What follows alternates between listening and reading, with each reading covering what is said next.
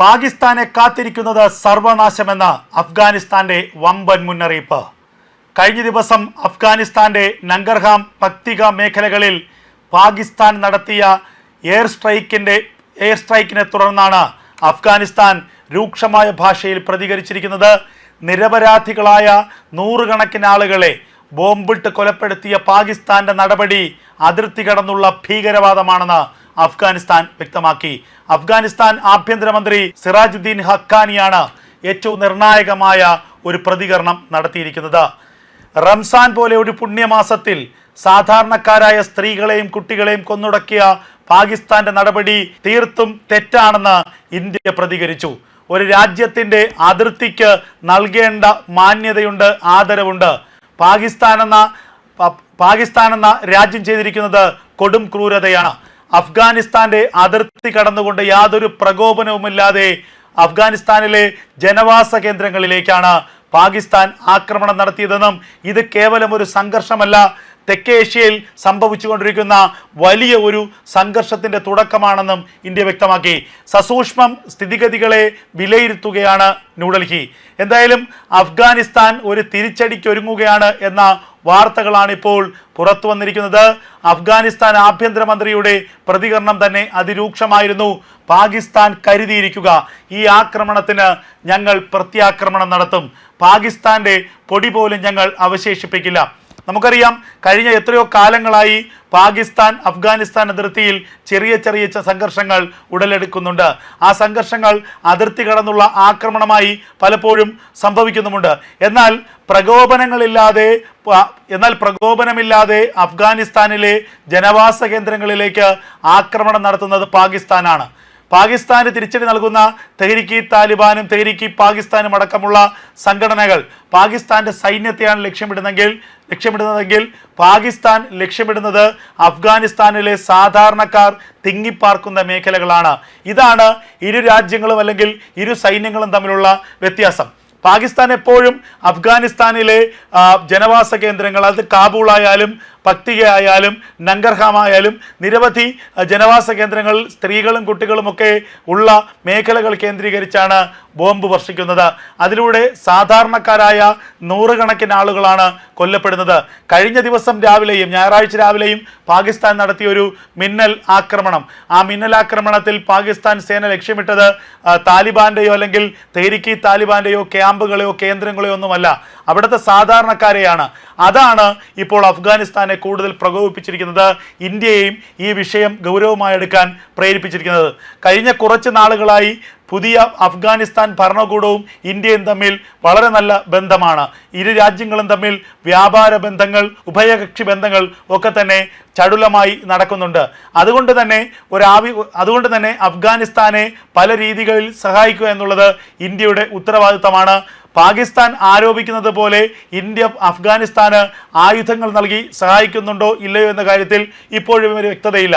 എന്നാൽ നിരന്തരമായി പാകിസ്ഥാൻ ഇത് തന്നെയാണ് ആരോപിക്കുന്നത്. ഇന്ത്യയാണ് അഫ്ഗാനിസ്ഥാന് പിന്നിൽ, അഫ്ഗാനിസ്ഥാനിലെ താലിബാൻ ഭരണകൂടത്തിന് പിന്നിൽ ഇന്ത്യയാണ്, തെഹ്രീക്ക് താലിബാന് പിന്നിൽ ഇന്ത്യയാണ്, ബലൂജ് ലിബറേഷൻ ആർമിക്ക് പിന്നിൽ ഇന്ത്യയാണ് എന്നൊക്കെയുള്ള ആരോപണം നിരന്തരമായി പാകിസ്ഥാൻ ഉന്നയിക്കുന്നു. പാകിസ്ഥാൻ പ്രധാനമന്ത്രി ഷഹബാസ് ഷെരീഫും ഉന്നയിക്കുന്നുണ്ട്. എന്നാൽ അന്താരാഷ്ട്ര വേദികളിൽ പോലും ഇതിനെ തള്ളിക്കളയാനോ അല്ലെങ്കിൽ ഇത് അംഗീകരിക്കാനോ ഇന്ത്യ തയ്യാറായിട്ടില്ല. ഇന്ത്യ പാകിസ്ഥാന്റെ ഇത്തരം ആരോപണങ്ങളിൽ ഒരു മറുപടി പറയാതെ ഒഴിഞ്ഞു മാറുന്നൊരു സമീപനമാണ് അടുത്തിടെ വരെ സ്വീകരിച്ചിരിക്കുന്നത്. എന്നാൽ ഈ ഒരു ഘട്ടത്തിൽ പാകിസ്ഥാനെ നിശിതമായി വിമർശിക്കാൻ ഇന്ത്യ തയ്യാറായിരിക്കുന്നു എന്നുള്ളതാണ് ഏറ്റവും ശ്രദ്ധേയമായ കാര്യം. പാകിസ്ഥാൻ നടത്തിയത് കൊടും ക്രൂരതയാണ്. റംസാൻ പോലെ ഒരു പുണ്യമാസത്തിൽ ഒരു രാജ്യത്തിൻ്റെ അധികാര പരിധി കടന്ന് അല്ലെങ്കിൽ അതിർത്തി കടന്നുകൊണ്ട് അവിടുത്തെ സ്ത്രീകളെയും കുട്ടികളെയും കൊന്നൊടുക്കുക എന്നുള്ളത് തീർത്തും നിഷ്ഠൂരമായ നടപടിയാണ് എന്നാണ് ഇപ്പോൾ ഇന്ത്യ ഇക്കാര്യത്തിൽ വ്യക്തമാക്കിയിട്ടുള്ളത്.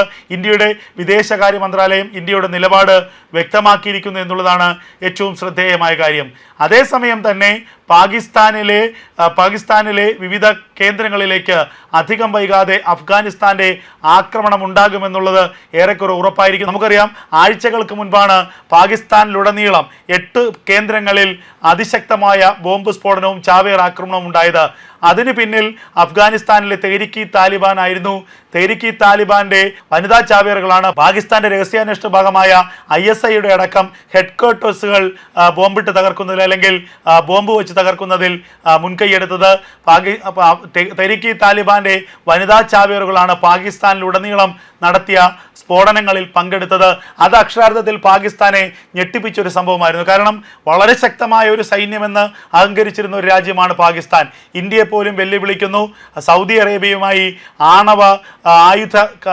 ആണവായുധ കൈമാറ്റത്തിനുള്ള കരാറുകൾ ഉണ്ടാക്കുന്നു. മറ്റു പല രാജ്യങ്ങളുമായി സൈനിക ബന്ധങ്ങൾ ഉണ്ടാക്കുന്നു. എന്തിനേറെ പറയുന്നു ഗാസയിലെത്തി ഇസ്രായേലി സൈന്യത്തെ തന്നെ ആക്രമിക്കാൻ തക്ക ശേഷിയുണ്ടെന്ന് വീമ്പ് പറഞ്ഞൊരു രാജ്യമാണ് പാകിസ്ഥാനും പാകിസ്ഥാന്റെ സൈനിക മേധാവിയായ അസീം മുനീറും. എന്നാൽ ഈ സൈന്യത്തെയും ഈ സൈനിക ഭരണകൂടത്തെയും ഞെട്ടിപ്പിച്ചുകൊണ്ടുള്ള ഒരു ആക്രമണം തന്നെയായിരുന്നു തെഹ്രിക്ക് താലിബാന്റെ വനിതാ ചാവേറുകൾ നടത്തിയത്.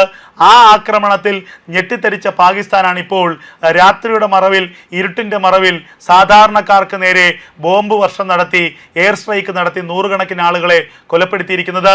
എന്തായാലും ഈ ആക്രമണത്തിന് ഒരു തിരിച്ചടി പാകിസ്ഥാൻ ഉണ്ടാകുമെന്ന കാര്യത്തിൽ ഒരു തർക്കവുമില്ല.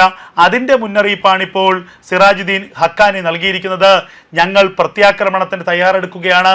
പാകിസ്ഥാൻ ചെയ്ത ഈ കൊടും ക്രൂരതയ്ക്ക് പാകിസ്ഥാന് തിരിച്ചടി ഉണ്ടാകും. പാകിസ്ഥാന്റെ പൊടി പോലും ഞങ്ങൾ അവശേഷിപ്പിക്കില്ല.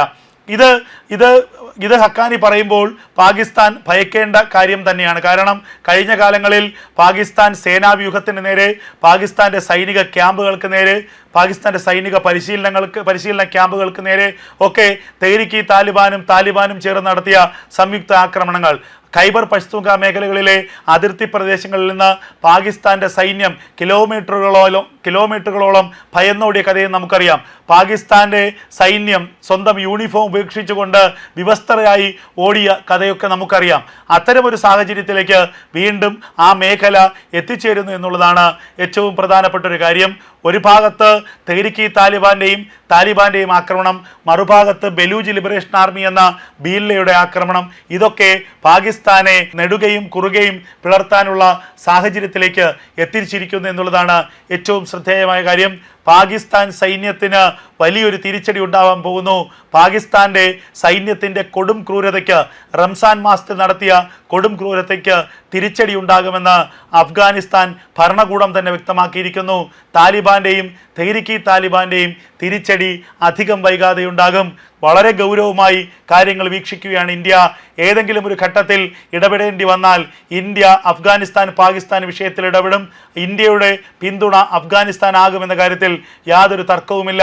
പാകിസ്ഥാനെ തീർക്കാൻ ഇന്ത്യ അഫ്ഗാനിസ്ഥാനൊപ്പം നിൽക്കുമെന്നുള്ളത് തന്നെയാണ് ഇപ്പോൾ നയതന്ത്ര വിദഗ്ധർ വ്യക്തമാക്കുന്ന കാര്യം.